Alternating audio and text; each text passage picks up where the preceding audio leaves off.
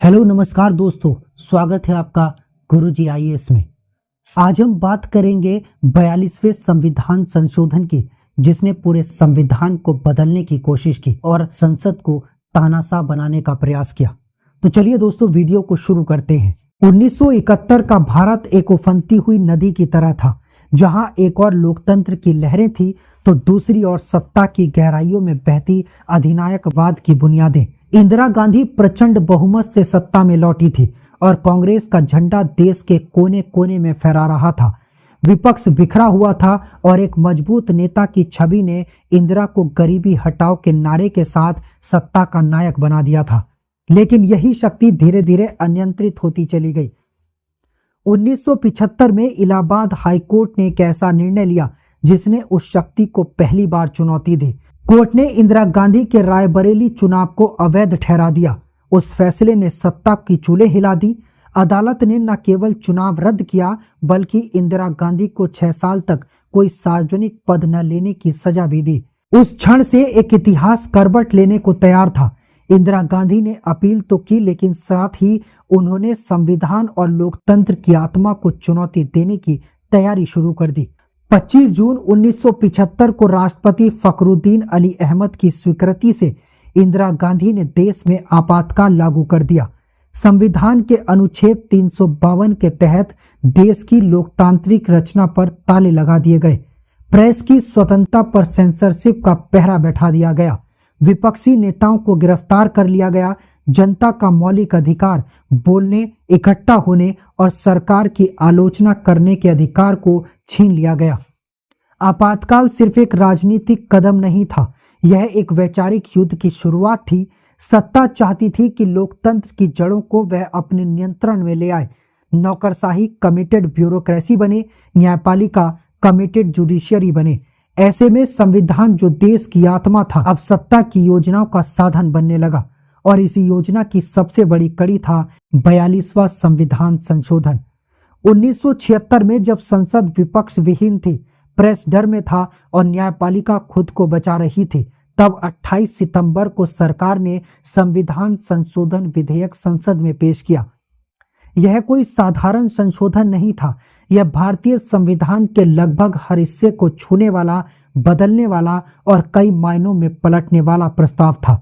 इस संशोधन से सरकार न केवल न्यायपालिका की शक्ति सीमित करना चाहती थी, बल्कि संशोधन की वैधता को भी न्यायिक समीक्षा से परे रखना चाहती थी। लोकसभा में इस बिल पर बहस लगभग एक पक्षीय थी। विरोध के स्वर या तो जेल में थे या फिर मौन में थे। बहुमत की ताकत से विधेयक 2 नवंबर 1976 को लोकसभा से पारित कर दिया गया और 11 नवंबर को यह विधेयक राज्यसभा से पारित हुआ। राष्ट्रपति फखरुद्दीन अली अहमद ने उस पर हस्ताक्षर किए और संशोधन लागू हो गया। यह संशोधन 1 जनवरी 1977 से प्रभावी हुआ। 42वें संशोधन ने संविधान के प्रस्तावना में 2 नए शब्द जोड़े, समाजवादी और धर्मनिरपेक्ष। पहली बार यह बताया गया कि भारत एक समाजवादी और धर्मनिरपेक्ष राष्ट्र है। जब इन शब्दों को संविधान में जोड़ा गया तो इन पर व्यापक जनचर्चा नहीं की गई और न ही जनता से विचार विमर्श किया गया। इस संशोधन में 59 अनुच्छेदों में बदलाव किए गए। यह संविधान का अब तक का सबसे बड़ा संशोधन था और इसीलिए इसे मिनी कॉन्स्टिट्यूशन या मिनी संविधान कहा गया। पर असली उद्देश्य था संविधान की मूल संरचना में परिवर्तन लाना। अनुच्छेद 368 में बदलाव कर सरकार ने यह तय किया कि कोई भी संवैधानिक संशोधन न्यायिक समीक्षा के अंतर्गत नहीं आएगा। मतलब ये कि संसद अब कुछ भी संशोधित कर सकती थी, चाहे वह संविधान की आत्मा के विरुद्ध ही क्यों ना हो। सरकार ने मौलिक अधिकारों की ताकत को भी सीमित करने का प्रयास किया और नीति निर्देशक तत्वों को सर्वोच्च बताया। इस संशोधन ने न्यायपालिका की स्वतंत्रता को सीधे चुनौती दी। उच्चतम न्यायालय और उच्च न्यायालयों के अधिकारों में कटौती की गई। न्यायाधीशों की स्थानांतरण प्रक्रिया में विधायिका को ज्यादा अधिकार दिए गए। एक प्रकार से न्यायपालिका अब विधायिका की छाया बनने को मजबूर की जा रही थी। प्रेस की आजादी को लगभग खत्म कर दिया गया था। संविधान में प्रेस की स्वतंत्रता का स्पष्ट उल्लेख पहले से नहीं था, लेकिन कोर्ट के फैसलों ने उसे मौलिक अधिकारों का हिस्सा बनाया था। 42वें संविधान संशोधन के बाद सरकार यह संदेश देने लगी कि प्रेस का स्वतंत्र रहना अब संवैधानिक नहीं रहा। संविधान में मौलिक कर्तव्य नाम से एक नया अध्याय जोड़ा गया, जिसमें नागरिकों के लिए 10 कर्तव्यों को निर्धारित किया गया। पहली बार नागरिकों को यह बताया गया कि उन्हें क्या करना है, जबकि पहले संविधान उन्हें यह बताता था कि क्या पाने के अधिकारी हैं। पर जो सबसे घातक परिवर्तन हुआ वह यह था कि इस संशोधन ने भारत के संविधान को संसद के अधीन कर देने की पूरी कोशिश की। ऐसा महसूस होने लगा कि संसद अब सर्वोच्च है, वह संविधान के किसी भी भाग को बदल सकती है, यहाँ तक कि उसके मूल ढांचे को भी बदला जा सकता है। लेकिन इतिहास गवाह है कि शक्ति का अतिरेक विनाश का कारण बनता है। 1977 के चुनाव में जब इंदिरा गांधी की सत्ता की लाठी टूटी, तब जनता पार्टी सरकार में आई। यह नई सरकार खुद आपातकाल की पीड़ा से निकली थी। जनता पार्टी ने 42वें संविधान संशोधन के प्रावधानों को पलटने की पूरी कोशिश शुरू की और तब आया 44वां संविधान संशोधन, जिसने कई प्रावधानों को निरस्त किया और न्यायपालिका की स्वतंत्रता को फिर से स्थापित किया। पर दोस्तों, कहानी यही खत्म नहीं होती। जब 42वें संविधान संशोधन का विधेयक संसद में पारित हुआ और लागू हुआ, तो यह न केवल एक संशोधन था, बल्कि एक व्यवस्था को नए सिरे से गढ़ने का प्रयास था। सरकार ने इसे लोकतंत्र को समाजवादी दिशा देने का उपाय कहा, लेकिन विशेषज्ञों और न्यायविदों की नजर में यह लोकतंत्र को झुकाने का एक स्पष्ट प्रयास था।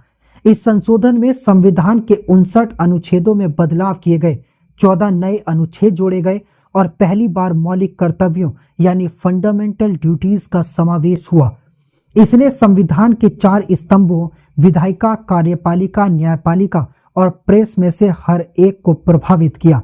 सबसे पहला और प्रतीकात्मक बदलाव हुआ संविधान की प्रस्तावना यानी प्रियम्बल में। इसमें we the people of India के बाद अब भारत को sovereign, socialist, secular, democratic republic कहा गया। पहले समाजवादी और धर्मनिरपेक्ष शब्द नहीं थे, साथ ही यूनिटी ऑफ द नेशन को बदलकर unity and integrity of the nation कर दिया गया। यह परिवर्तन प्रतीकात्मक था, लेकिन इसके पीछे की राजनीतिक मंशा साफ थी कि भारत के संविधान के मूल स्वरूप को पुनर्भाषित करना और यह दिखाना कि यह सत्ता अब समाजवादी और धर्मनिरपेक्ष मूल्यों की सत्तावादी व्याख्या के अधीन है। फंडामेंटल राइट्स के दायरे को सीमित कर दिया गया। अनुच्छेद 31 में ऐसा प्रावधान किया गया कि यदि कोई कानून राज्य के नीति निर्देशक तत्वों यानी directive principles of state policies को लागू करने के लिए बनाया गया है, तो वह मौलिक अधिकारों के उल्लंघन के बावजूद भी वैध होगा। इससे मौलिक अधिकारों का महत्व कम कर दिया गया और नीति निर्देशक तत्वों को सर्वोपरि घोषित कर दिया गया। अनुच्छेद 368 जो संविधान संशोधन की प्रक्रिया को नियंत्रित करता है, उसमें बड़ा बदलाव किया गया। यह जोड़ा गया कि संविधान के किसी भी भाग में संशोधन को अदालत में चुनौती नहीं दी जा सकती। मतलब यह कि संसद का संशोधन अधिकार अब सर्वोच्च था और न्यायिक समीक्षा से परे भी। यह परिवर्तन 1973 के केशवानंद भारती केस के फैसले के उलट था, जिसमें सुप्रीम कोर्ट ने कहा था कि संविधान की मूल संरचना को नहीं बदला जा सकता। अब सरकार ने उसी संरचना को मिटाने का प्रयास किया। न्यायपालिका की स्वतंत्रता को चोट पहुंचाने वाले कई प्रावधान जोड़े गए। उच्च न्यायालयों के अधिकारों में कटौती की गई। संविधान में संशोधन कर न्यायालयों की न्यायिक समीक्षा की शक्ति को सीमित कर दिया गया। इसके साथ ही न्यायाधीशों के स्थानांतरण का अधिकार विधायिका को दे दिया गया। अनुच्छेद 226 में भी संशोधन हुआ, जो उच्च न्यायालयों को नागरिकों के मौलिक अधिकारों की रक्षा के लिए रिट जारी करने की शक्ति देता है। इस अधिकार को संकुचित किया गया ताकि सरकार की मनमानी पर कोई रोक न लग सके। संविधान में एक नया अध्याय भाग 4A जोड़ा गया, जिसमें 10 मौलिक कर्तव्य निर्धारित किए गए। यह कर्तव्य नागरिकों को बताए गए कि उन्हें संविधान, राष्ट्रगान, राष्ट्रीय ध्वज का सम्मान करना चाहिए, देश की स्वतंत्रता की रक्षा करनी चाहिए, वैज्ञानिक सोच अपनानी चाहिए। इस प्रकार के 10 कर्तव्यों को शामिल किया गया। हालांकि ये कर्तव्य गैर न्यायिक यानी नॉन जस्टिसेबल थे, यानी इन्हें अदालत में लागू नहीं किया जा सकता था, लेकिन इनका राजनीतिक उपयोग आगे चलकर नागरिकों पर नैतिक दबाव बनाने में किया गया। संघीय ढांचे में भी हस्तक्षेप किया गया। केंद्र ने राज्यों के विषयों पर अधिक नियंत्रण पाने के लिए कानून बनाने की शक्ति को और व्यापक किया। इससे संघीय संतुलन डगमगाने लगा। प्रेस की आजादी जो हमेशा संविधान की स्पष्ट लेकिन जीवंत आत्मा रही है, उस पर भी अप्रत्यक्ष वार किया गया। हालांकि संविधान में प्रेस की स्वतंत्रता का सीधा उल्लेख नहीं था, लेकिन सुप्रीम कोर्ट ने उसे अभिव्यक्ति की स्वतंत्रता का हिस्सा माना था। 42वें संविधान संशोधन के बाद प्रेस को यह संदेश दिया गया कि अब उसका अस्तित्व सरकार की कृपा पर निर्भर है। इस संशोधन के दौरान सरकार ने यह भी तय किया कि चुनावों और संबंधित मामलों को मौलिक अधिकारों से बाहर रखा जाएगा। इस प्रकार न्यायपालिका को यह अधिकार नहीं रहा कि वह किसी चुनाव को मौलिक अधिकारों के उल्लंघन के आधार पर रद्द कर सके। सरकार ने ऐसा माहौल बना दिया था कि मानो संविधान जनता की नहीं बल्कि सत्ता की जागीर हो, जिसे जब चाहे जैसे चाहे बदला जा सकता है। संसद अब सर्वोच्च संस्था थी और न्यायपालिका को आदेश मानने वाली संस्था बना दिया गया। इन सब परिवर्तनों के बाद संविधान अपनी मूल भावना से बहुत दूर चला गया था। उसे एक औपचारिक दस्तावेज बना दिया गया था जिसकी आत्मा को सत्ता की मर्जी से ढाला जा सकता था। लेकिन इस अंधकार में भी कुछ रोशन चिंगारियां थी। सुप्रीम कोर्ट के न्यायाधीशों ने इस संशोधन को कभी पूर्णतः स्वीकार नहीं किया। उनके बीच असहमति थी, पर संविधान की मूल संरचना की रक्षा का विचार धीरे धीरे पनप रहा था। और फिर आया वह क्षण जब संविधान के इस अधिनायकवादी संशोधन को चुनौती दी गई। 1980 में मिनर्वा मिल्स बनाम भारत सरकार का मामला सुप्रीम कोर्ट के समक्ष आया। उस केस ने भारतीय संविधान के इतिहास में एक निर्णायक मोड़ लाया। सत्ता के सामने झुक चुकी संसद, बंधी हुई प्रेस और मौन में डूबी नौकरशाही के बीच न्यायपालिका वह एकमात्र स्तंभ थी जो अब भी सांसें ले रही थी। भले ही उसके अधिकार सीमित कर दिए गए हों, लेकिन उसके भीतर संविधान की मूल आत्मा की रक्षा करने की झटपटाहट अब भी जीवित थी। 1977 में जब आपातकाल समाप्त हुआ और जनता पार्टी सत्ता में आई, तब एक नई आशा ने जन्म लिया। इस नई सरकार का एक बड़ा एजेंडा था 42वें संविधान संशोधन के दमनकारी प्रावधानों को पलटना। लेकिन इसे पलटने से पहले यह जरूरी था कि सर्वोच्च न्यायालय इन बदलावों की संवैधानिक वैधता पर अंतिम फैसला दे। इसी पृष्ठभूमि में आया 1980 का मिनर्वा मिल्स बनाम भारत संघ का मामला। यह केस सिर्फ एक औद्योगिक इकाई की याचिका नहीं थी, बल्कि यह संविधान के अस्तित्व और न्यायपालिका की स्वतंत्रता की अंतिम परीक्षा बन गया। मिनर्वा मिल्स एक निजी कंपनी थी जिसे इंदिरा गांधी सरकार के दौरान राष्ट्रीयकरण के तहत अपने नियंत्रण में ले लिया गया था। इस अधिग्रहण को 42वें संशोधन के तहत सुरक्षित किया गया था ताकि इसे अदालत में चुनौती ना दी जा सके। लेकिन कंपनी ने इस निर्णय को चुनौती देते हुए सुप्रीम कोर्ट का दरवाजा खटखटाया। याचिका सिर्फ एक मील की नहीं थी, यह उस विचार की थी कि क्या संसद इतनी शक्तिशाली हो सकती है कि वह संविधान की आत्मा को भी बदल दे। सुप्रीम कोर्ट की 5 न्यायाधीशों की पीठ ने इस केस में ऐतिहासिक फैसला सुनाया। मुख्य न्यायाधीश वाई.वी. चंद्रचूड़ ने इस फैसले को लिखते हुए जो कहा वह भारतीय संविधान के इतिहास में अमर हो गया। उन्होंने कहा, the power to amend is not the power to destroy, the constitution is not the plaything of the majority. Court ने यह निर्णय दिया कि 42वें संविधान संशोधन के तहत अनुच्छेद 368 में किया गया यह प्रावधान कि कोई भी संवैधानिक संशोधन न्यायिक समीक्षा से परे होगा, असंवैधानिक और अमान्य है। न्यायपालिका ने साफ साफ कहा कि संसद संविधान को संशोधित तो कर सकती है, लेकिन उसकी मूल संरचना को नहीं बदल सकती।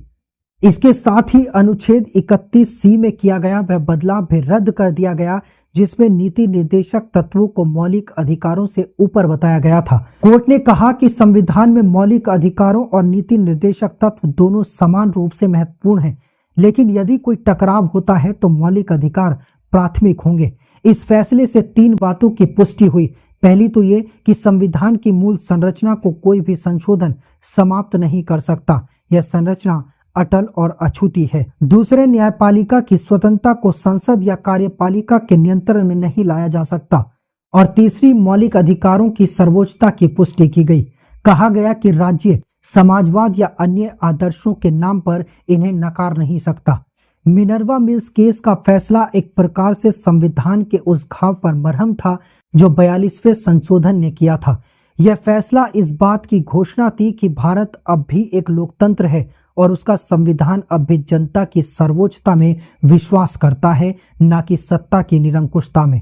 इस फैसले के बाद संसद और कार्यपालिका को यह स्पष्ट संदेश मिला कि संविधान किसी पार्टी की संपत्ति नहीं है, वह देश की आत्मा है और उसकी रक्षा का दायित्व न्यायपालिका पर है, जो सत्ता से ऊपर लेकिन जनता के प्रति जवाबदेह है। पर अदालत ने यह भी स्पष्ट किया कि संविधान की प्रस्तावना में समाजवादी और धर्मनिरपेक्ष जैसे शब्द जोड़ने का निर्णय गलत नहीं था। यह भारत की पहले से ही मौजूद मूल भावना का पुनर्पुष्टि मात्र था, न कि कोई नया विचार।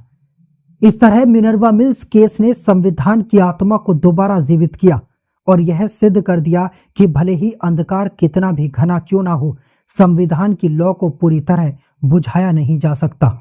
1977 का चुनाव भारतीय लोकतंत्र की उस असाधारण परीक्षा का परिणाम था जिसमें जनता ने अपना निर्णय सत्ता के सबसे ऊंचे शिखर तक पहुंचा दिया था। आपातकाल, दमन, सेंसरशिप और 42वें संशोधन जैसे फैसलों के बाद जनता ने इंदिरा गांधी और कांग्रेस को सत्ता से बाहर कर दिया। यह सिर्फ एक चुनावी पराजय नहीं थी, यह एक जनादेश था संविधान से की गई छेड़छाड़ के खिलाफ। जनता पार्टी, जो जयप्रकाश नारायण के नैतिक नेतृत्व और उनके विपक्षी दलों के एकीकरण से बनी थी, ऐतिहासिक विजय के साथ केंद्र की सत्ता में आई। मोरारजी देसाई को प्रधानमंत्री बनाया गया। यह सरकार भले ही अनुभवहीन और आंतरिक रूप से अस्थिर थी, लेकिन उसका एक लक्ष्य स्पष्ट था कि 42वें संशोधन की दमनकारी धारा को खत्म करना और संविधान को उसकी मूल आत्मा में पुनर्स्थापित करना। इसी लक्ष्य को लेकर 1978 में जनता पार्टी सरकार ने 44वां संविधान संशोधन विधेयक पेश किया। इस संशोधन का उद्देश्य था आपातकाल लागू करने की प्रक्रिया को कठिन बनाना, मौलिक अधिकारों को पुनर्स्थापित करना, न्यायपालिका की स्वतंत्रता को फिर से सुरक्षित करना और 42वें संशोधन के कुछ खतरनाक प्रावधानों को हटाना। पहली और सबसे अहम बात यह थी कि अब आपातकाल लागू करने से पहले कैबिनेट की संपूर्ण बैठक और उसकी लिखित अनुशंसा अनिवार्य कर दी गई। साथ ही राष्ट्रपति को यह अधिकार दिया गया कि वे आपातकाल को मंजूरी देने से पहले पुनर्विचार के लिए उसे लौटा सकते हैं। दूसरा बड़ा बदलाव यह हुआ कि अनुच्छेद 21, जिसमें कहा गया है कि किसी भी व्यक्ति को उसके जीवन और व्यक्तिगत स्वतंत्रता से तभी वंचित किया जा सकता है जब विधि द्वारा ऐसा प्रावधान हो, उसमें यह जोड़ दिया गया कि ऐसी विधि न्यायसंगत, उचित और युक्तिसंगत होनी चाहिए। यह 42वें संशोधन द्वारा किए गए उस प्रयास को निष्प्रभावी कर देता है जिसमें आपातकाल के दौरान मौलिक अधिकारों को स्थगित किया जा सकता था। तीसरा महत्वपूर्ण निर्णय यह था कि मौलिक अधिकारों के निलंबन की अवधि और उसके दायरे को सीमित कर दिया गया। आपातकाल के दौरान अब भी कुछ अधिकार स्थगित हो सकते थे, लेकिन नागरिक स्वतंत्रताओं की पूरी समाप्ति अब वैधानिक नहीं रह गई थी। हालांकि 42वें संशोधन के सभी प्रावधानों को 44वें संशोधन से रद्द नहीं किया गया। जैसे संविधान की प्रस्तावना में जो समाजवादी और धर्मनिरपेक्ष शब्द जोड़े गए थे, उन्हें जनता पार्टी की सरकार ने भी यथावत रखा। मौलिक कर्तव्यों को भी नहीं हटाया गया, उन्हें नैतिक शिक्षा के रूप में स्वीकार कर लिया गया। इसका एक स्पष्ट कारण यह था कि यह बदलाव प्रतीकात्मक रूप से उस दौर के अंतर्राष्ट्रीय विचारों जैसे समाजवाद और सेक्युलरिज्म के अनुरूप थे, और दूसरा कारण यह था कि इनमें कुछ सकारात्मक मूल्य भी थे जिन्हें हटाना उस समय की सरकार के लिए भी अनावश्यक लगा। प्रेस की स्वतंत्रता को लेकर सरकार ने कानूनी रूप से नए सुरक्षा कवच बनाए, लेकिन प्रेस खुद भी पहले की तरह निडर नहीं रह गया था। आपातकाल ने संपादकों, पत्रकारों और अखबार मालिकों को एक स्थायी सबक दिया था कि प्रेस की स्वतंत्रता एक संवैधानिक प्रावधान नहीं है, बल्कि निरंतर संघर्ष है। सामाजिक स्तर पर लोगों ने यह महसूस किया कि लोकतंत्र की रक्षा केवल चुनावों से नहीं होती, बल्कि संवैधानिक संस्थाओं, न्यायपालिका, प्रेस और सबसे बढ़कर नागरिक चेतना की भागीदारी से होती है। राजनीतिक स्तर पर यह भी स्पष्ट हुआ कि जब सत्ता निरंकुश होती है, तब न्यायपालिका और नागरिक ही उसे नियंत्रित करने की क्षमता रखते हैं, बशर्ते वे भयभीत ना हो। इसीलिए 44वां संशोधन सिर्फ एक कानूनी प्रक्रिया नहीं था, बल्कि यह आत्ममंथन था, लोकतंत्र की बुनियाद को मजबूत करने का एक प्रयास था। पर विडंबना यह रही कि जनता पार्टी सरकार जिसने संशोधन लाया, खुद आंतरिक कलह में घिर गई और 1980 तक सत्ता से बाहर हो गई। इंदिरा गांधी पुनः सत्ता में लौट आई, लेकिन अब परिस्थितियां पहले जैसी नहीं थी। न्यायपालिका मजबूत हो चुकी थी, प्रेस अधिक सजग था और संविधान की आत्मा अब चेतना में बस चुकी थी। इस प्रकार 42वां संविधान संशोधन भले ही शक्ति और वर्चस्व का प्रतीक रहा हो, लेकिन उसकी प्रतिक्रिया में जो लोकतांत्रिक पुनर्जागरण हुआ, उसने संविधान को और अधिक जीवंत, अधिक सजग और अधिक संरक्षित बना दिया। इतिहास में कुछ घटनाएं ऐसी होती हैं जो सिर्फ अपने समय को नहीं, बल्कि आने वाली पीढ़ियों की सोच और चेतना को भी प्रभावित करती है। भारत का 42वां संविधान संशोधन ऐसी ही एक घटना थी, एक ऐसा मोड़ जहां संविधान को सत्ता के अनुसार मोड़ने की कोशिश की गई, लेकिन उसी प्रयास ने संविधान की आत्मा को पहचानने और उसकी रक्षा के लिए जनता, न्यायपालिका और प्रेस को जागरूक कर दिया। इस संशोधन को अक्सर मिनी संविधान कहा गया। यह उपमा केवल इसलिए नहीं थी कि यह सबसे बड़ा संशोधन था, बल्कि इसलिए भी की गई थी कि इसने संविधान के लगभग हर महत्वपूर्ण हिस्से को प्रभावित किया था। यह ऐसा प्रयास था जो विधायिका को न्यायपालिका से ऊपर स्थापित करना चाहता था, लेकिन इसी वजह से यह उस संघर्ष की शुरुआत भी बन गया जो अंततः संविधान की मूल संरचना की रक्षा के सिद्धांत को स्थायी बना गया। संविधान विशेषज्ञों और विद्वानों ने 42वें संशोधन की कठोर आलोचना की।